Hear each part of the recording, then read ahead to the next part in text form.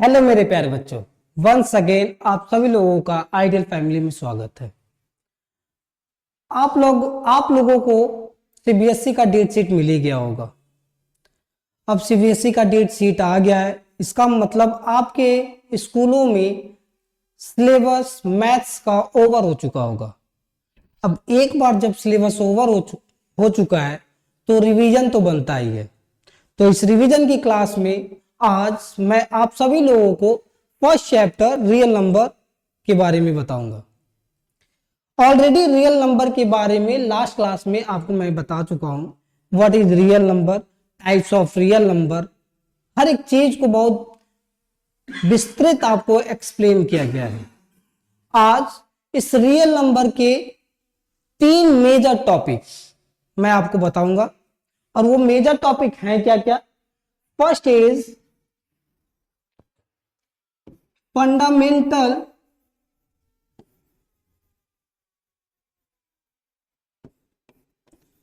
Fundamental theorem of arithmetic, ये आपका है फर्स्ट टॉपिक। सेकेंड इज कि किसी भी नंबर का अगर आपको एलसीएम और एचसीएफ निकाला जाए तो वो कैसे कैलकुलेट करेंगे, उसको हम सेकेंड टॉपिक में पढ़ेंगे। और वो उस टॉपिक का नाम क्या है, LCM and HCF. And last topic is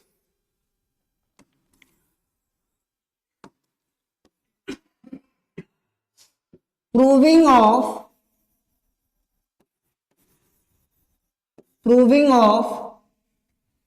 irrational number, irrational number।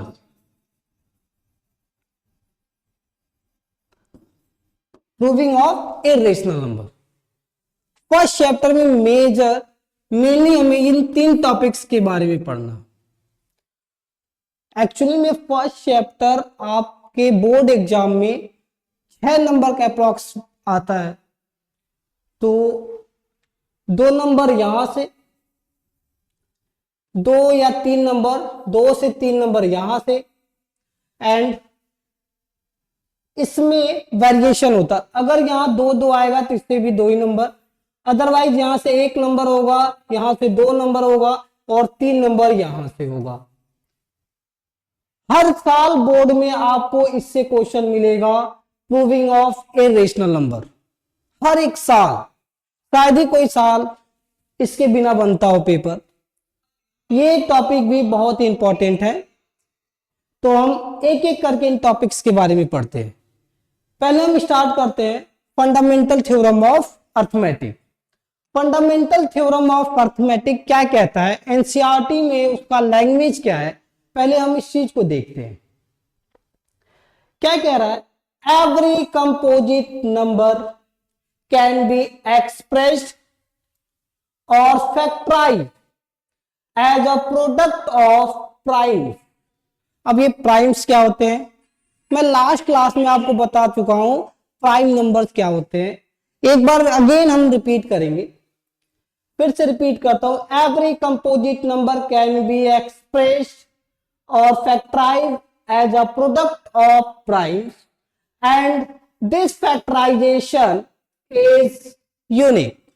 इसका मतलब क्या होता है अभी मैं आपको एक्सप्लेन करूंगा। Apart from the order which the prime factor occur. थोड़ा कॉम्प्लिकेटेड इसका लैंग्वेज है, इसको मैं अपने शब्दों में आपको समझाने की कोशिश कर रहा हूं। उसके लिए आपको पहले हम स्टार्ट करते हैं। मैं आपसे पूछना चाहूंगा पहले, व्हाट इज प्राइम नंबर, क्या होते हैं प्राइम नंबर।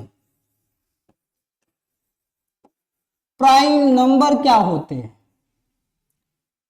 लास्ट क्लास में मैं आपको बता चुका हूं प्राइम नंबर क्या होते हैं। एक बार फिर रिपीट कर रहा हूं, वो नंबर जो 1 और अपने आप से कटे, उन नंबर्स को हम क्या कहते हैं, prime number. Are you getting my point? Okay. For example, 2 two एक ऐसा नंबर है जो 1 से डिविजिबल है और अपने आप से, इसके अलावा कोई भी नंबर इसको डिवाइड नहीं कर सकता। सेकेंड एग्जांपल लेते हैं 3 की बात करें तो 3 भी एक ऐसा नंबर है जो 1 से डिविजिबल है और 3 से। ऐसे ही हम 5 की बात करें, 5 क्या है, 1 से डिविजिबल है और 5 से। ऐसे बहुत सारे नंबर हैं जो प्राइम है। आपको ये रटनी नहीं है ये प्राइम नंबर है, आपको लॉजिक समझना है। प्राइम नंबर क्या होता है? प्राइम नंबर क्या होता है? ऐसे नंबर जो 1 और अपने आप से कटे या डिवाइड हो उनको हम क्या कहते हैं? Prime number. इस प्राइम नंबर में एक नोट आपके लिए है। वो नोट क्या है? आपसे पूछ लिया जाता है स्मॉलेस्ट प्राइम नंबर और स्मॉलेस्ट इवन प्राइम नंबर, तो उसका आंसर क्या होगा? 2।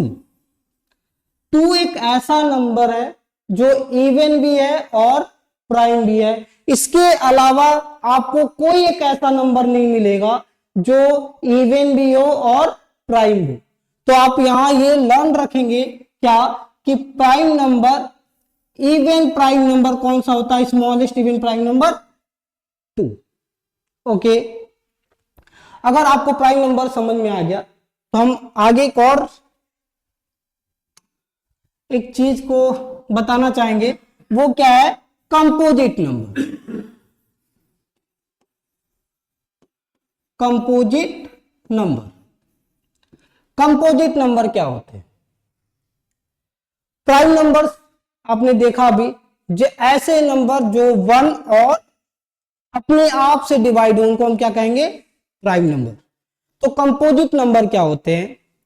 ऐसे नंबर जिसके 2 या 2 से अधिक फैक्टर हो उनको हम कहते हैं कंपोजिट नंबर। फॉर एग्जांपल 4 क्या है? अगर इसको फैक्टर के फॉर्म में लिखा जाए तो 2 इंटू 2। 6 क्या है? 2 इंटू 3। अगर हम बात करें 24 का क्या है? 2 2 2 2 एंड 3। ये नंबर्स क्या है? आपके कंपोजिट नंबर। अगर कुछ बड़े नंबर लिया जाए एग्जांपल के फॉर्म में 1771, इसका फैक्टर क्या होगा आपका? 7, 11 एंड 23। एक और एग्जांपल लिया जाए 5, 3, 1, 3, इसका फैक्टर क्या है आपका? 3, 7, 11 एंड 23। हम बार बार एक वर्ड यूज कर रहे हैं फैक्टर। फैक्टर मीन्स क्या होता है ना कि जो जो नंबर 4 को डिवाइड करेगा वो क्या होता है? फैक्टर कहलाता है इसका। जो नंबर 6 को डिवाइड करेगा वो क्या कहलाएगा? फैक्टर। जो जो नंबर 24 को डिवाइड कराएगा वो उसका क्या होगा? फैक्टर होगा। आप समझ पा रहे होंगे हमारी बात को। 1771 7 से भी डिवाइड होता है, 11 से भी होता है, 23 से भी होता है।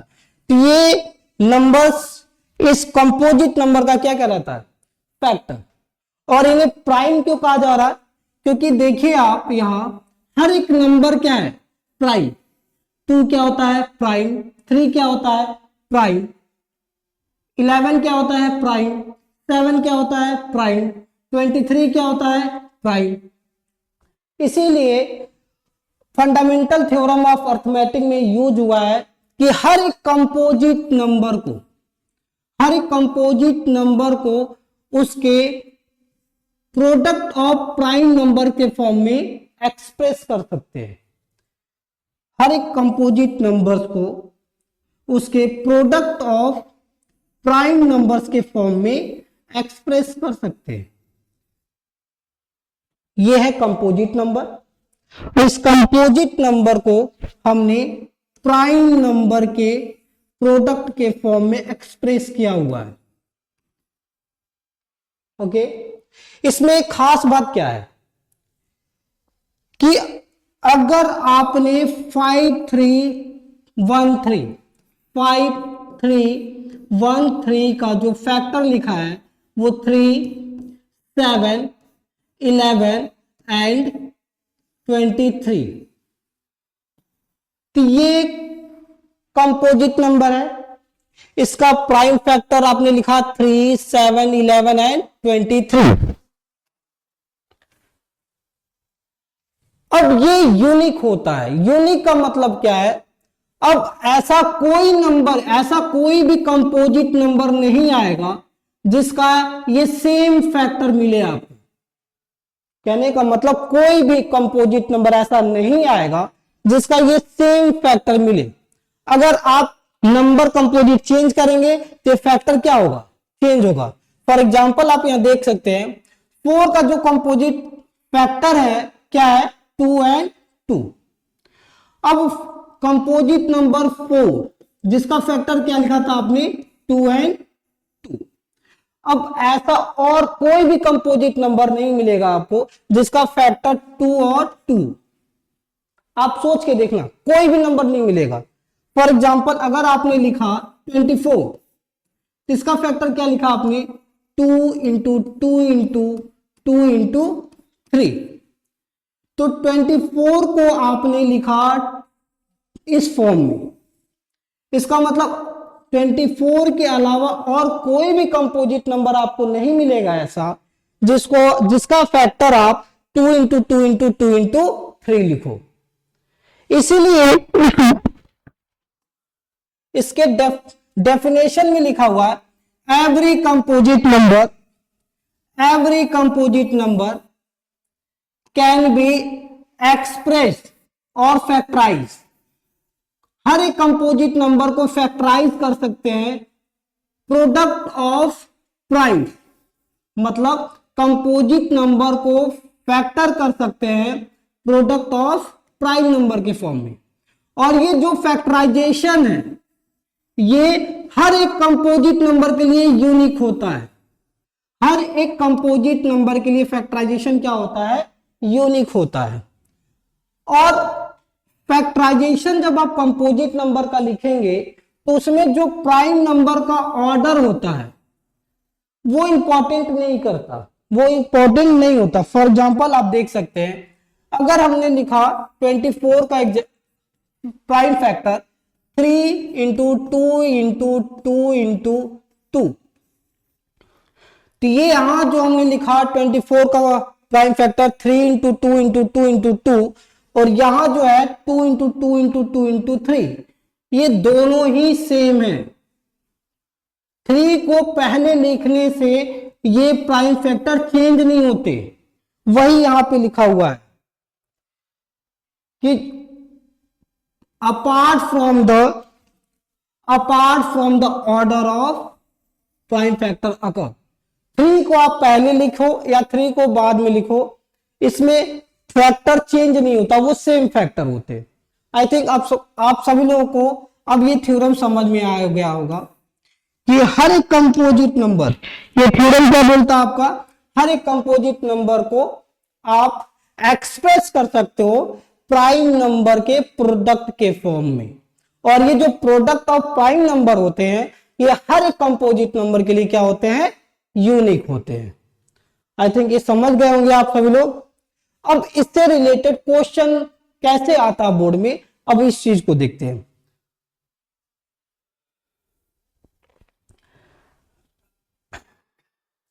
देखिए इससे रिलेटेड क्वेश्चन आता है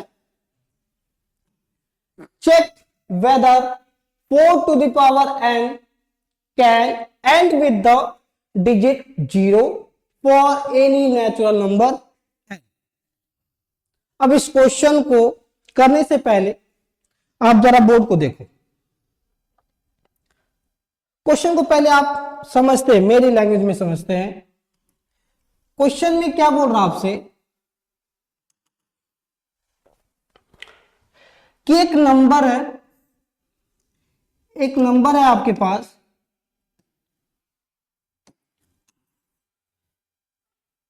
4 to the power n।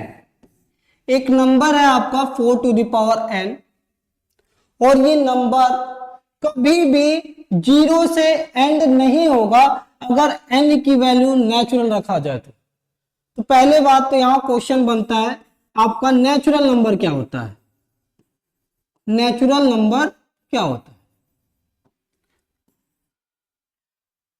Natural number means वो नंबर जो काउंटिंग के लिए यूज किए जाते हैं। फॉर एग्जाम्पल 1 2 3 4 5 6 ये सब के सब क्या है, नेचुरल नंबर है। अगर आप यहां रखो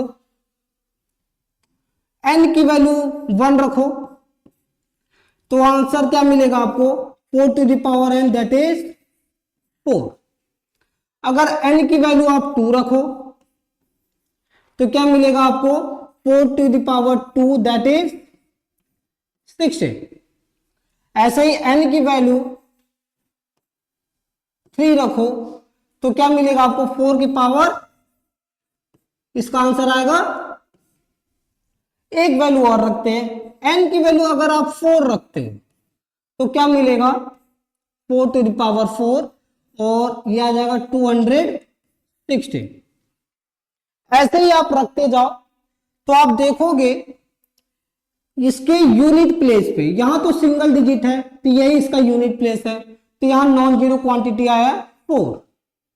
4 का स्क्वायर जब आपने करा तो इसके यूनिट डिजिट पे क्या आया है 6। 4 का जब आपने क्यूब किया तो इसके यूनिट डिजिट पे क्या आया है 4। अगेन 4 के पावर 4 किया तो डिजिट क्या आ रहा है 6। तो आप यहां देख सकते हो n की वैल्यू आप चेंज कर रहे हो तो 4 की पावर n यूनिट डिजिट क्या आ रहा है 4 6 4 6। बस यही क्वेश्चन कह रहा है कि चेक करना है कि ये नंबर कभी भी यूनिट प्लेस पे 0 नहीं देगा। बट इस क्वेश्चन को sorry here something is wrong, 256 sorry 256। But इस क्वेश्चन को ऐसे नहीं करना है।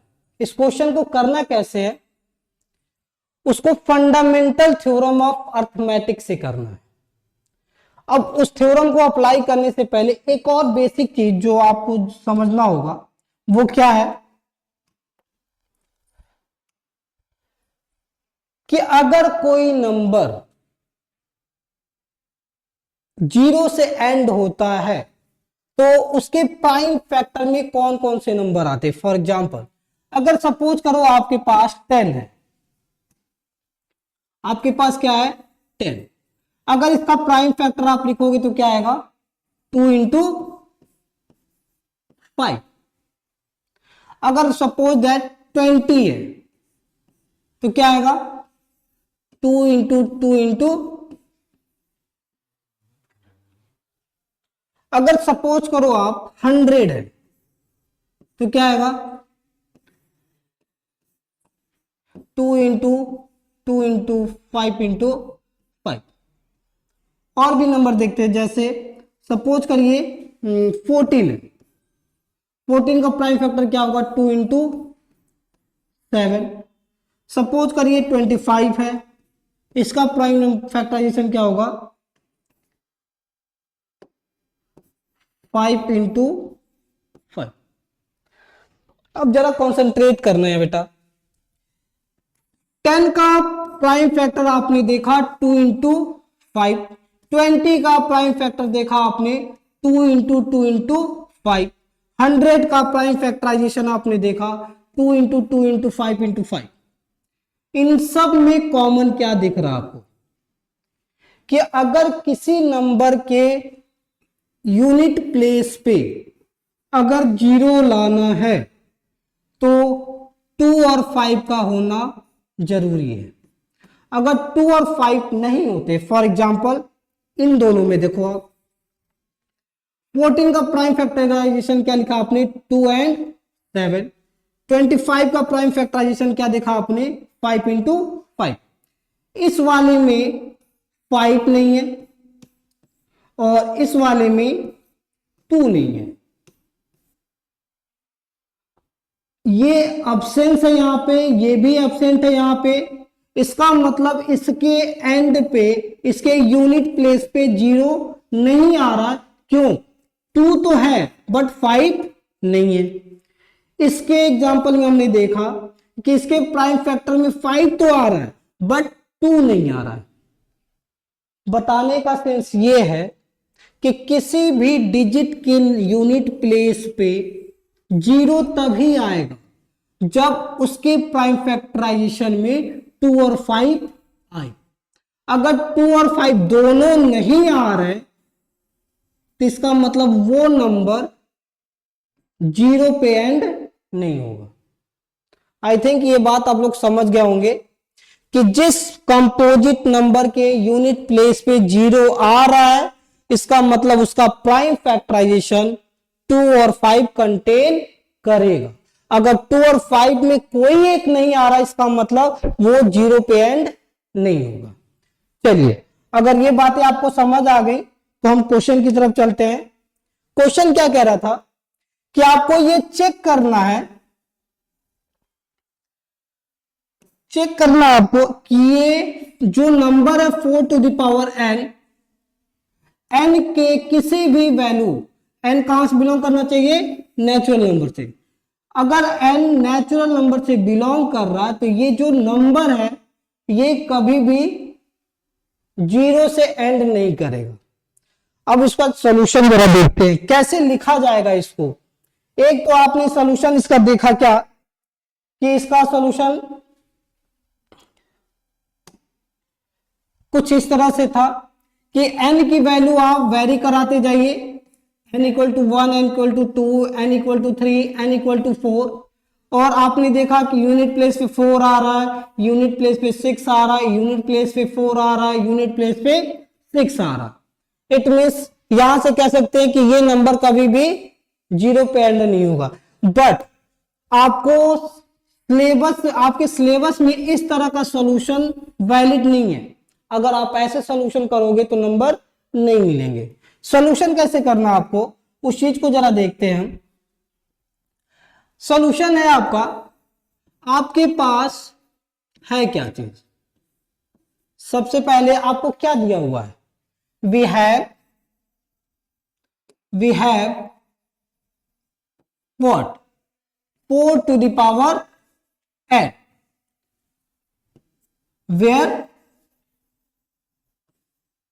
n is a natural number, n is a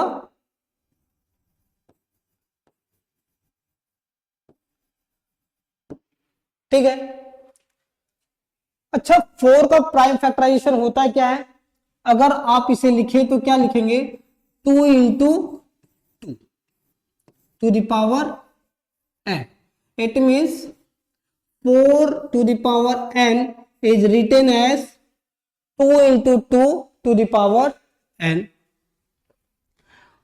हम अभी कुछ देर पहले ही आपको बताया कि कोई भी कंपोजिट नंबर को उसके प्राइम फैक्टर के फॉर्म में लिखा जा सकता है।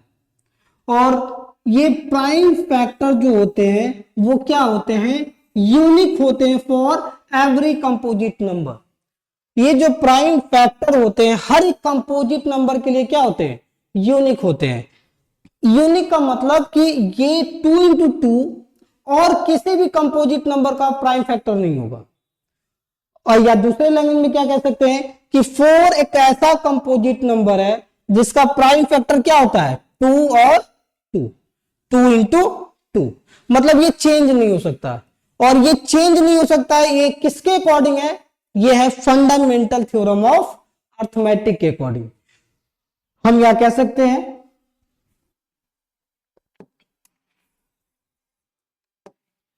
here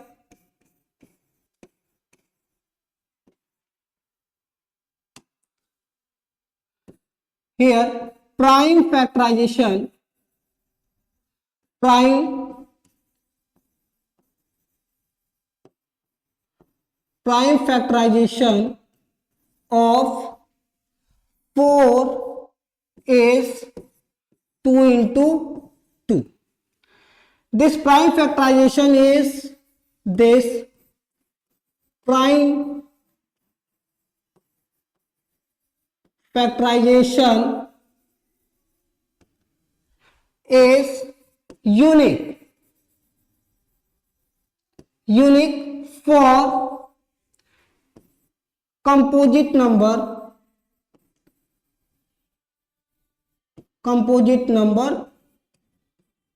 4। हमने क्या बताया आपको कि आपके पास एक नंबर है 4 टू द पावर n, और n कहां से बिलोंग करना चाहिए? नेचुरल नंबर से। उसके बाद हमने क्या किया? 4 का प्राइम फैक्टराइजेशन किया। अब आपको पता है कि प्राइम फैक्टराइजेशन 4 का जो है वो 2 इंटू 2 है, और ये प्राइम फैक्टराइजेशन क्या है? यूनिक है कंपोजिट नंबर 4 के लिए। ये किसके अकॉर्डिंग है? फंडामेंटल। यहां ब्रैकेट में लिख सकते हैं, आप ब्रैकेट में लिख सकते हैं अकॉर्डिंग टू फंडामेंटल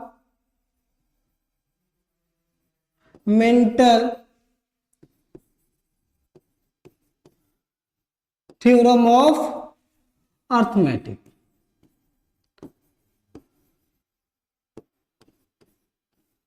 अब यहां तक तो समझ गए होंगे आप। अब इसके बाद क्या लिखना है? we know that any composite number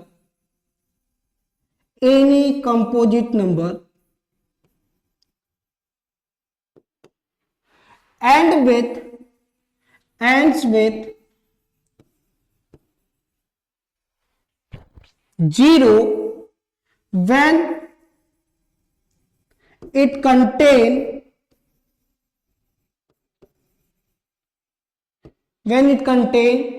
factor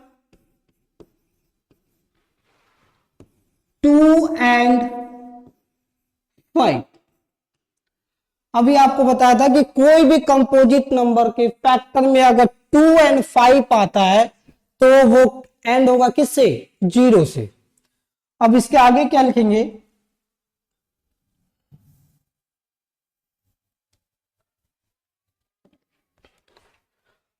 but 4 contain only 2।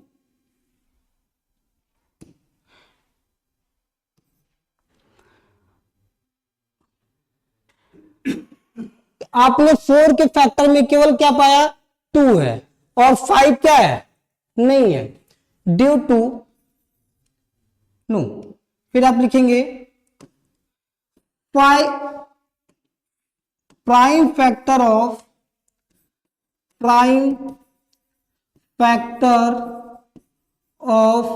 5 does not contain prime factor of 4 does not contain 5, therefore 4 to the power n never ends with digit 0।